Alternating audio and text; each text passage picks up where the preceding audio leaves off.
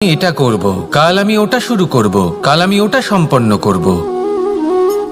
এই যে কাল শব্দটা, এই কাল অত্যন্ত বিচিত্র এক শব্দ। আমরা সবসময় এটাকে আসতে দেখতে পাই, কিন্তু এটা আসাতে বর্তমানে পরিণত হয়। আবার আজ নতুন কাল দেখতে পাই, তার জন্য অপেক্ষা করি, যখন সেটা সামনে আসে বর্তমানে পরিণত হয়। এই কাল সবসময় একটা মিথ্যে সান্ত্বনা দেয় যে সে আসছে, কিন্তু সে কখনোই আসে না। যেটা আপনার হাতে রয়েছে তা হলো আজ, বর্তমান। তাই যা করার আছে, যা সম্পন্ন করতে চান, যা শুরু করতে চান, আজ করুন, বর্তমানে করুন। কারণ আজ আপনি যা করবেন সেটাই আপনার ভবিষ্যৎ নির্ধারিত করবে। ভবিষ্যতের বিষয়ে ভাবতে থাকলে ভবিষ্যৎ সুন্দর হবে না। আজ কর্ম করতে হবে। তাই আজ বর্তমানে জীবনযাপন করুন, কর্ম করুন, আর আমার সাথে ভালোবেসে